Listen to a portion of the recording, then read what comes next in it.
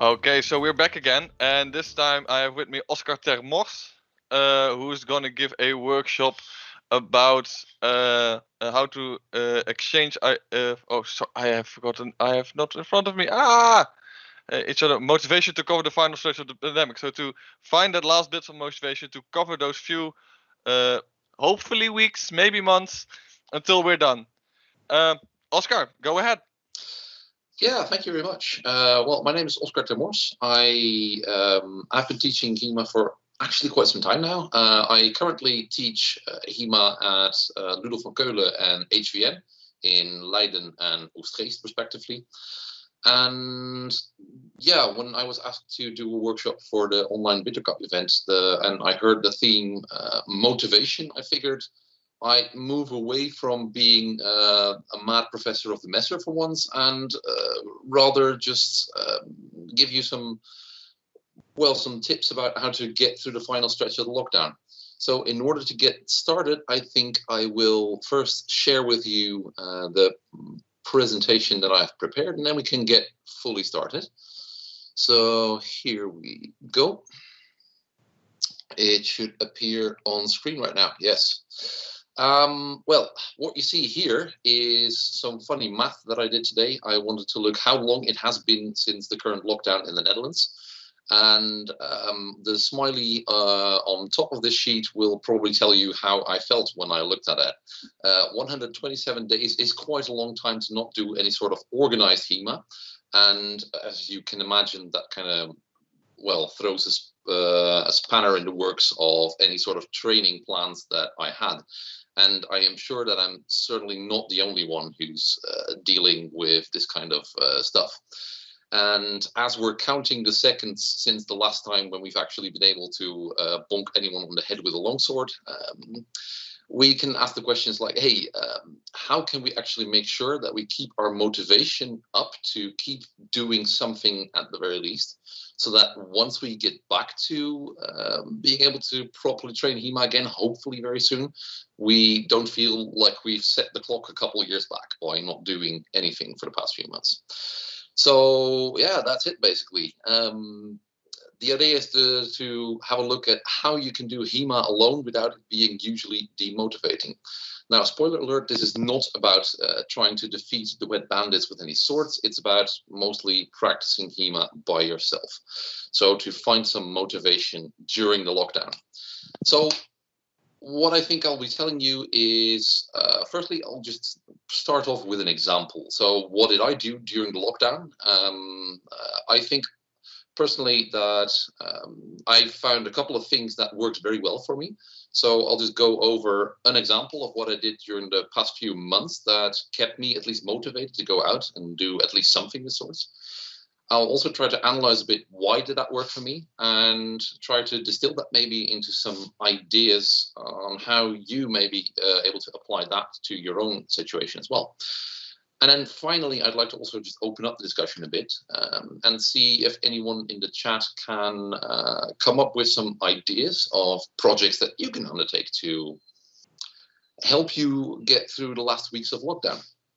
So let's get started. Some of you who have me on Facebook or follow me on Instagram might have seen this this dude in orange running around the park, swinging a greatsword at stuff.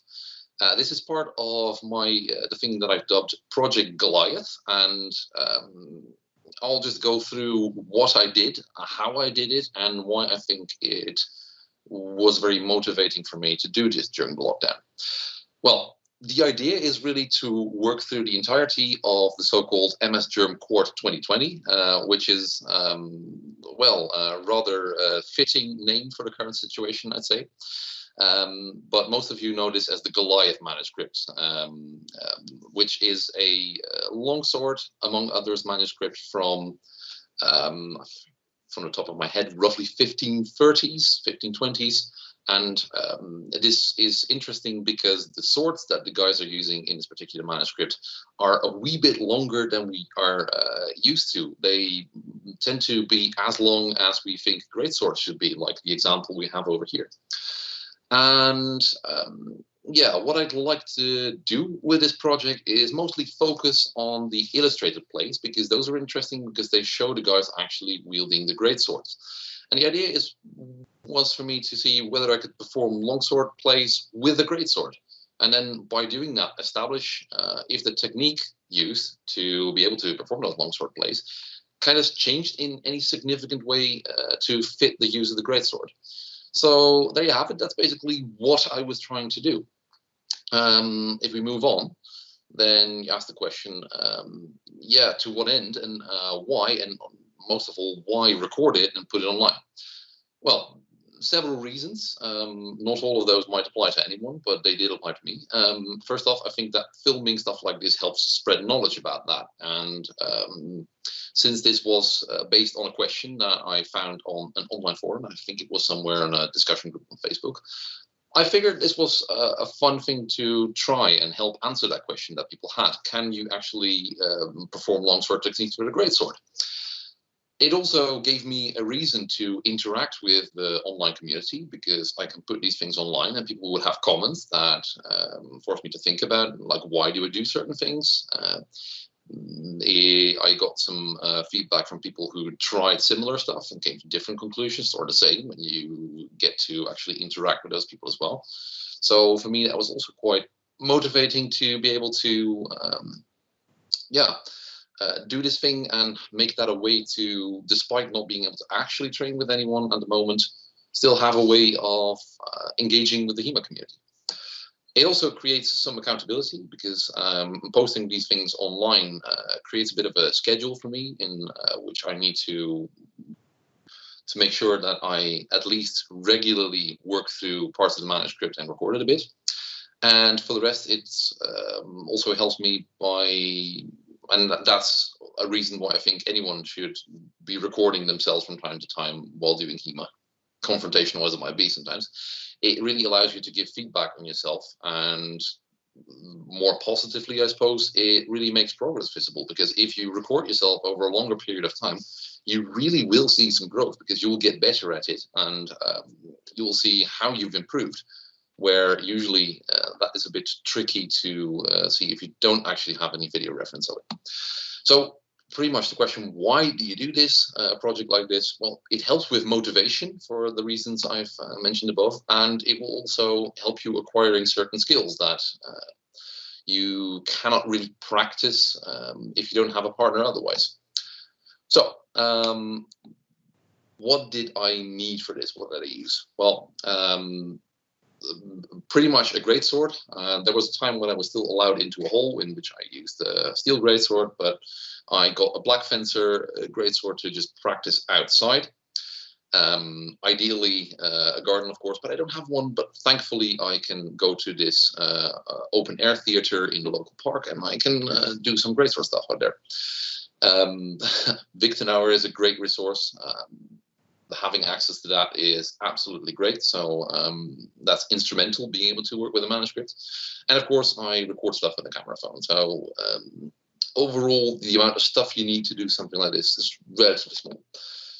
And finally, what about time? What I did is use this project as a way to force myself almost, or allow myself, if you can say it like that, to make time to go out, interpret the manuscript, play with it a bit, and record it, and do that at least once a week. And the other thing is that I then try and post the results to get some of that engagement with the community for this. So now that I've in short explained what I did, I think it's fun to try and analyze why this worked, because let's talk about that, and then see how we can all apply this to our own situation. So why I think it worked really well for me, why this particular project felt really motivational for me, is that it gave me some sort of a midterm goal, and I'll try to explain why I think that's important. Because having a short-term goal is of course important, but short-term goals can feel very insufficient just on their own. A short-term goal can be like, I think that my short-term goal is to go out and swing a sword today. or it can be go out and take a kettlebell and do some kettlebell swings. But those are very important, but if you have months upon months of just setting yourself those short-term goals, you don't know why you're doing them, yeah, it doesn't really work all too well. Your motivation will start to drop off relatively quickly. Long-term goals, on the other hand, are great. Long-term goal can be to be a kick-ass tournament fencer once classes recommence. It can be to become an expert on certain types of manuscripts, but yeah, they don't really provide a good perspective. You can't really see how you're progressing towards that goal, especially not during a lockdown. A midterm goal is really nice because it gives you something in a time frame of several weeks or something of the sort that you can tell, like, hey, at the end of the lockdown, I have achieved this. And going through a project with some very clear, defined results that you want to get from it is a very good way to go through the lockdown. It gives you something to do from which you can see the results relatively immediately, but doesn't slack off once you've successfully done this a couple of times. Now, another thing why this worked, I suppose, is because it gave me the engagement with the people in the community, and because I set myself the goal to post the results every couple of days. So it creates a form of accountability. Or rather, these are two nice things, but how do you get to them? Well, yes, but no. Because I really I have a bit of a love-hate relationship with corpo speech. So SMART goals are, on one hand, they make me itch a bit, but at the same time, they are very useful as a means to get somewhere. So I'll just try to put it in a different way. A couple of questions that you can ask yourself to make a project that can help motivate you to get through the lockdown, I suppose, is to ask yourself a couple of questions. And those questions, for instance, can be, what would I like to do? What would I like to do to make sure that I keep doing some form of HEMA over the past coming weeks that will still be in lockdown? And you can ask yourself the question, to what end am I doing that? So what am I trying to achieve by doing that? What am I trying to show for results in the end, as it were? You also have to ask yourself the question, why am I doing this? Do I actually try and stay motivated as my primary reason to do it? Or do I really want to keep up my skill level or my fitness? Do I want to make sure that the HEMA channel that I'm running on YouTube keeps getting more engagement?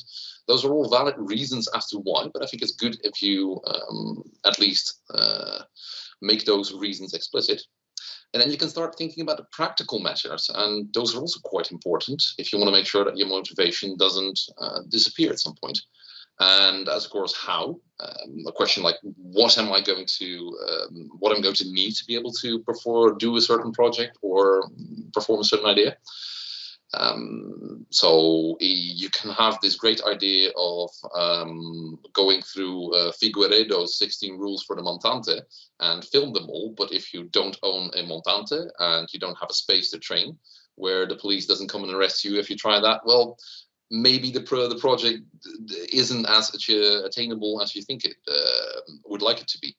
So you really need to stay within your possibilities in that sense. Now, you also have the question of when. So what's your time frame for the entire project? It needs to be achievable within a couple of weeks, really, because otherwise regular training will kick in and the project will not be finished. You need to make sure that you, in order to have that little bit of accountability, you need to make sure that, you have these steps along the way. So some small deadlines to make sure that you actually go out.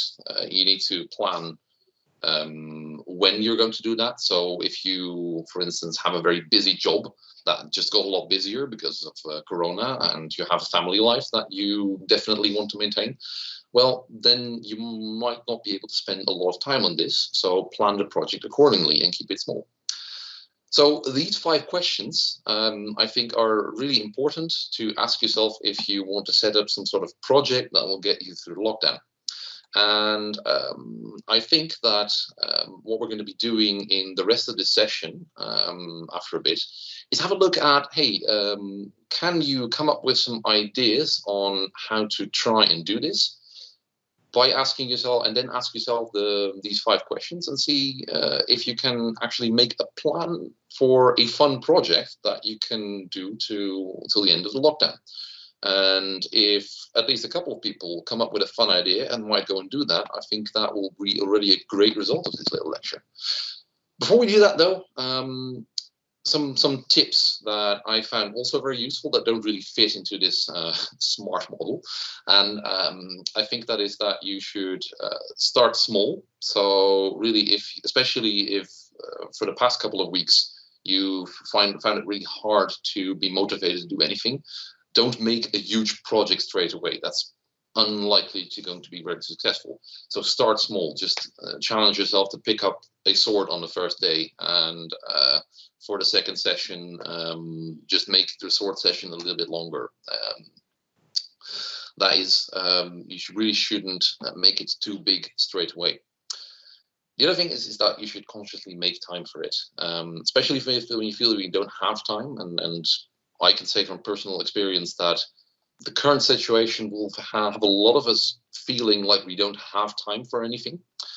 And anytime I did actually manage to make the time when I didn't have it, it did to go out, swing a sword, or do a workout session. It really did make me feel a lot better, and also allow me to do everything else in a better way and more efficiently, with less heartache than it would have otherwise cost me.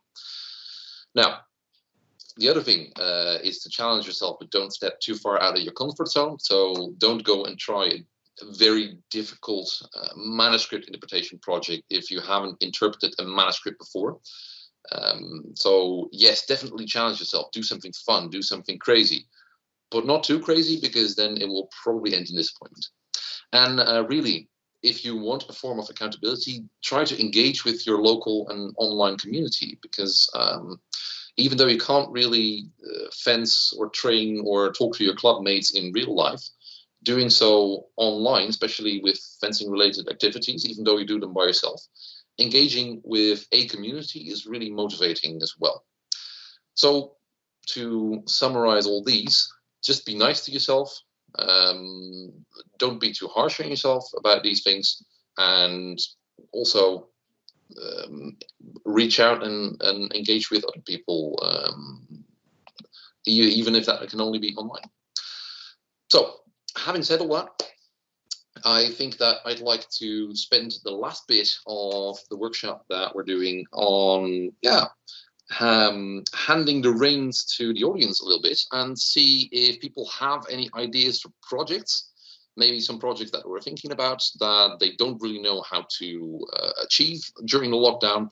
And we can have other people in the chat maybe respond to that by considering the questions, what, to what end, why, how, and when. What we'll be doing is I'll be having a look at the chat for now, see if anyone is proposing any of these, to see what people are proposing, and I'll try to select one of these ideas, and then we can have a look at some of the questions. I'll also look at the time a bit. We have about 10 minutes for this part of the lecture, so that's absolutely great. We can spend some minutes on that, and then we'll go to a more general Q&A session. So it would be really nice to see some ideas. Well, I see for now that Roel is saying that Johanna has a great idea, but you need a horse for that. Well, that's an interesting thing we can work with. Okay, I also see that how about to go about, there is probably someone online with more skills. That's a good question. So I see that D French is, so Diego, I presume, is saying that there's someone online with more skills. I'll answer that question really quickly now, and then I'll wait if there's any other ideas floating around after that.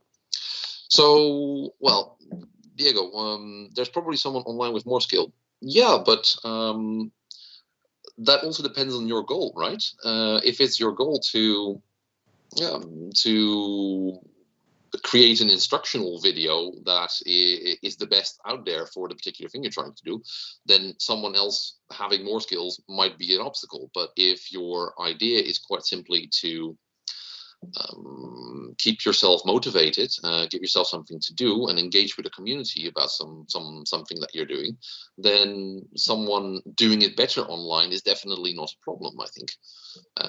And it really depends on how you present it as well. If you present it as, hey, I'm doing this during the lockdown to get some more skills, some tips might be appreciated about this, you're going to get a different response from the community than when you say this is the best way you could possibly do it, and this is an instructional video on the subject. So what I'd say is, if you feel like, hey, I'm what's stopping me from doing stuff is there's someone online with more skills, really depends on what your goal is. If you just want something to motivate you to go out and do stuff, don't let anyone else online doing the same thing stop you from doing it. Okay, now I've seen that a couple of questions have come up when it comes to, yeah, let's just go with Rol's idea. So say you want to follow Johanna's idea for a mounted saber system. So, and I also see that people are actually responding to it. So, well, the problem that Roel has here in this case is, well, we don't have a horse. So how can you still practice a saber system used for mounted combat? Well, for instance, someone said a mountain bike instead of a horse. Maybe. Someone else said indoor horse. Well, what you can do, and I've actually done this at some points at a training when I wanted to work a bit with a mounted play, is to just, so if you have access to a HEMAalone, a gym, is to use one of those jumping horses. Anything that you can sit on if you work at home will actually simulate being able to having to sit in a saddle and do mounted plays. Of course, it will not be the same as when doing it on a horse, but it is certainly better than not doing anything at all. And I also think that that rhymes with some of the tips I gave earlier. So to doing anything at all is better than doing nothing, really. So yeah, so we had the practical question of a horse, a jousting on bikes, corona proof. Well, not sure about that. Okay, is there any other questions that we can ask? So, for instance, yeah, Roel, if you were to try and do a horse saber fencing project for the rest of the lockdown, what would you try to do with that, and what would your main goal try to be?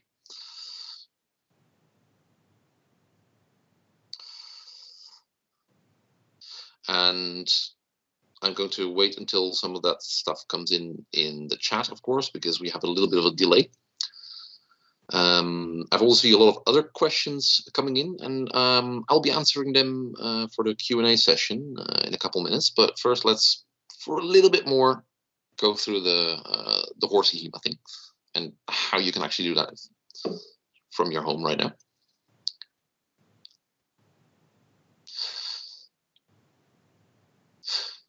Okay.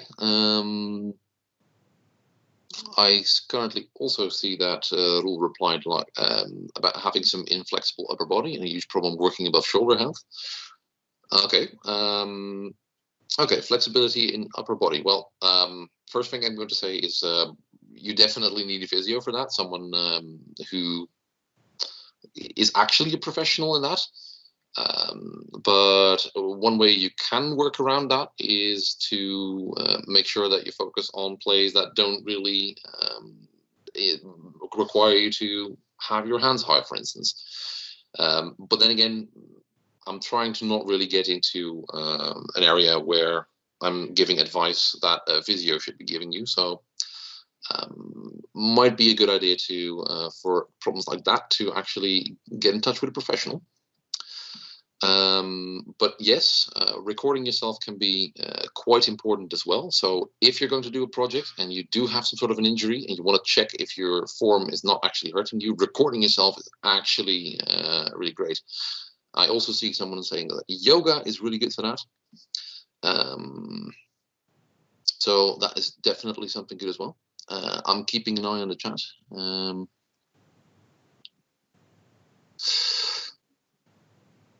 So Diego has an idea, possibly for the horsey HEMA thing, that he has a saber coming in sometime and try to document himself learning to use it.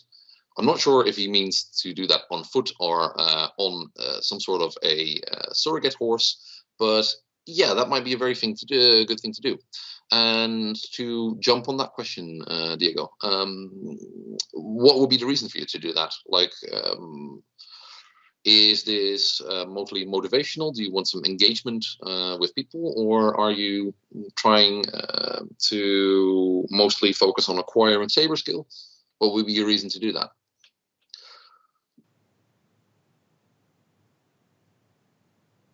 Okay, ga ik even doen.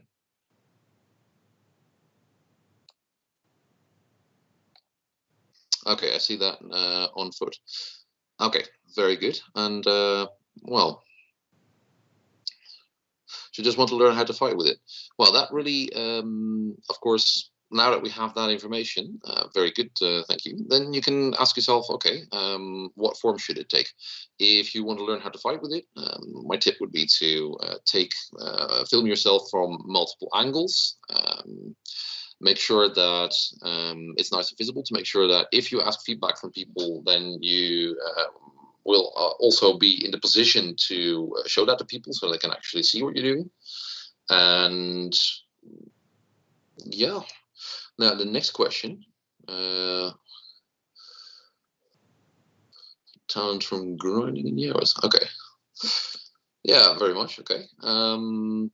And then really the final thing that you need to ask yourself is pretty much, okay, what will I need to do that? And when will I be doing that? So create some time for yourself to be able to actually go through this project. So make sure that you figure out, can I do this once a week or multiple times a week or just every other week, and how much time can I spend on it? So yeah, any ideas on that? And I think once we have that, we have seen, I think, enough examples, and then we can maybe go to the more general questions that I've also seen. I'll try to answer those.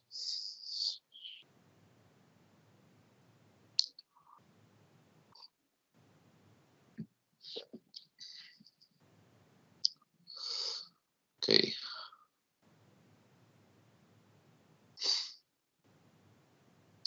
Right, I'll give that a minute to pop up. That's right, every day after work. Oh, that's excellent. That gives you a really good possibility to work on it very regularly.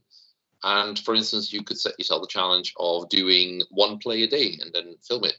That's already a huge thing, and it will likely, if you keep that up every day after work, you'll be able to really see yourself progress and either see that the width of different things that you can do with saber will have increased, or it can be that you see that your form is getting better, or your overall structure when you have a saber. So yeah, excellent, excellent. Now, final thing that you can think of is what you might need, but I think that we're going slightly over time already. So in order to be able to answer all the other questions that I've been getting, excellent, Diego. I see that you know where to start now. Well, you're very welcome. Thanks also for participating in this little work form. So I'm going to have a look now at the other questions. So this kind of concludes the the official lecture part that I worked on, and let's go to the Q&A session. So Max, how would you like to do that? Will you select the questions for me? Yeah, sure. So to start off, in that there are some very thank you for this workshop form already. I think a lot of people already have a few good ideas in that, on how to proceed with that and how to move forward from this. So the first thing I wanted to ask you is in that, so you figured this out on yourself, or what methods did you use to get on this track? Um, well, that's an interesting question. I kind of take stuff that I pick up in my line of work as a history teacher and try to apply that to how I approach HEMA, because I find that usually very helpful to apply some form of structure. And last year, I interestingly got to supervise an intern for the first time. And of course, I got in touch with a lot of the theory on how they should monitor their professional growth. And I've borrowed a bit from that. Although as I said, I have this love-hate relationship with corpo speech, so I tend to usually phrase it differently, but a lot of those ideas tend to come from being a teacher and all the stuff that comes with it. And yeah, this basically has to do with how you create feedback on others, but also on yourself. And yeah, I try to apply that to HEMA as well, and I do think it works. Yeah, great. And the format what we see in a lot of the workshops, including I think the one both from Dennis, from Christine, and for Victor, is how to get feedback, how to respond, and that's been a bit of a red line through this entire event now. Yeah, To see in it, how do we make sure we get better during this lockdown? Just is to create your own form of feedback. So that's good to see. Well, one of the questions I found in this is actually two questions on the same thing is how to start with a completely new thing. How to start with a completely new thing? Well, there's several ways of doing it. You can just dive headlong in it and make lots of mistakes and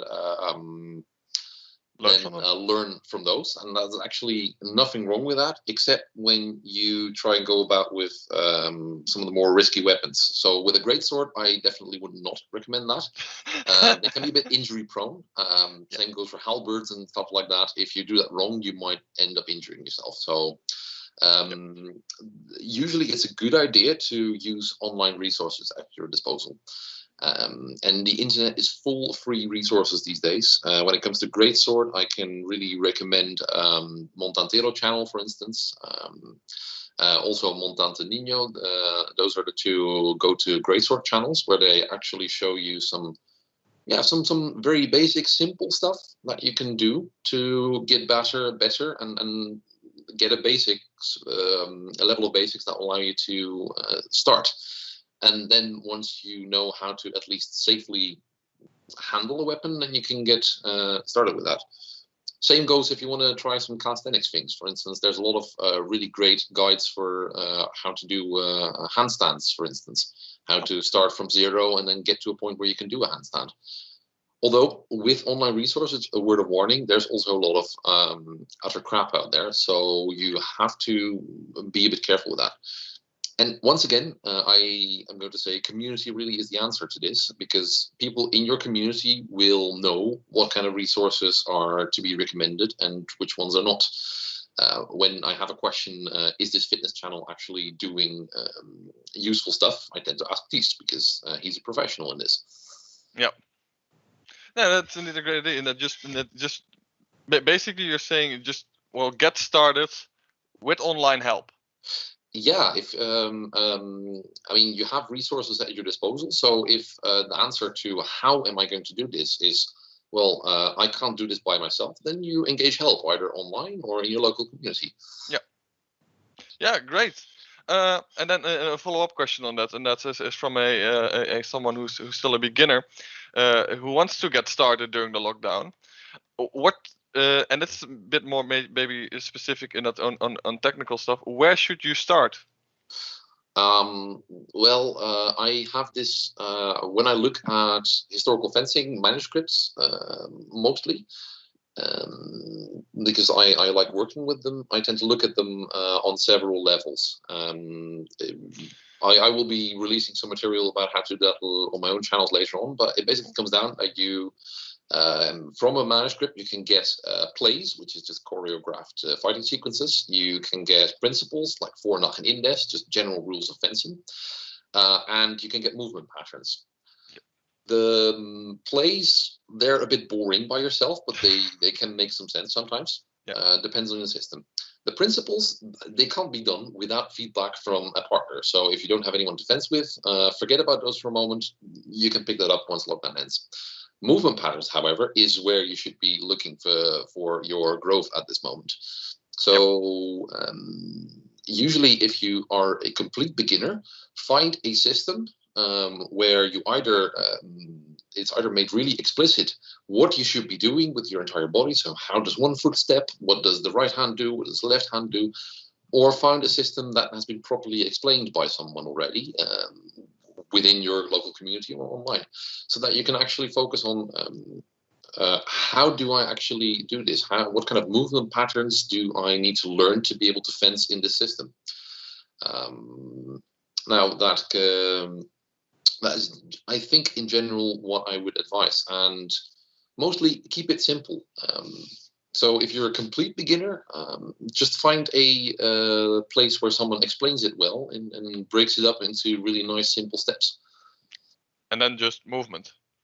Yeah, it's basically learning how to move the weapon. And once the lockdown ends and you get that feedback from a partner, so you have someone trying to hit you or you have blade contact, then you can learn how the tactical principles actually work. But none of that is going to really matter right now when you're training by yourself, and you're not going to have a very efficient training if you focus on those. So learning how to move well is something you can do on your own. Certainly with in the video camera to engage with that feedback again. Exactly. Filming yourself while doing solo training is absolutely vital. You can have like a big standing mirror. That works really great as well. Yeah. There's a reason why they put those in fencing stalls and dancing halls. But you know, almost everyone has a camera phone these days, so it makes it the barrier to doing that really low. And it also, again, makes it easier to communicate with the outside. Yeah, so if you have a question for someone, you can just, even if it's not a very high quality, high definition video, just put it out online. If people can see what you do, they can give you feedback. All right, nice. Then I saw one question from Pascal. Is so in that you already slightly discussed it earlier. In that when there are so many videos and books, how do you pick the good from the bad? How do you pick the good from the bad? That's where your community really comes in. I think maybe even a better question would be, how do you pick one that fits your situation, that fits your goals? Yeah. Usually I would say that just go through these questions and then at some point you will find the answer to what do I need. So if for instance, if your goal is to just get going and your previous experience is not that great, and you mostly just want a reason to go out and practice, you want to learn some fun movement patterns, then Lekkersmeester is not really going to be for you, because it's mostly about principles. It doesn't always show what you need to do, and there's just so bloody much of it. That's really not going to help you. So instead, pick the Glasgow effect book and go through the breakdowns that Ulrich Neumann has been posting in the Master Guild. That will help you a lot more. So mostly how to select what is good, engage with your community, see if anyone is making anything that fits your goals, and ask for advice from people who know, and they will point you to the places that are good. All right, great, thanks. So this has been quite a bit helpful in that, just the accepting of in that you don't have to do it alone. You're not alone in HEMA anymore. It's like 20 years ago maybe. Now it's not there anymore. Now you can get help and get motivated to get started. Yeah, pretty much. The community is basically what keeps us going right now. So for me also, that one of the main reasons why I still keep doing stuff, so I can have a reason to engage with people. Great. Yeah, and I saw several messages already in the board coming by that this alone, a workshop like this, is a reason to get started again. So I find that very great to hear, and it's also, I think, a compliment towards you, towards this lecture about for people to get started again, and how to do that, and it's a good way to do so. I want to thank you for joining us today. So thanks for having me. Yeah, always. It's great, and.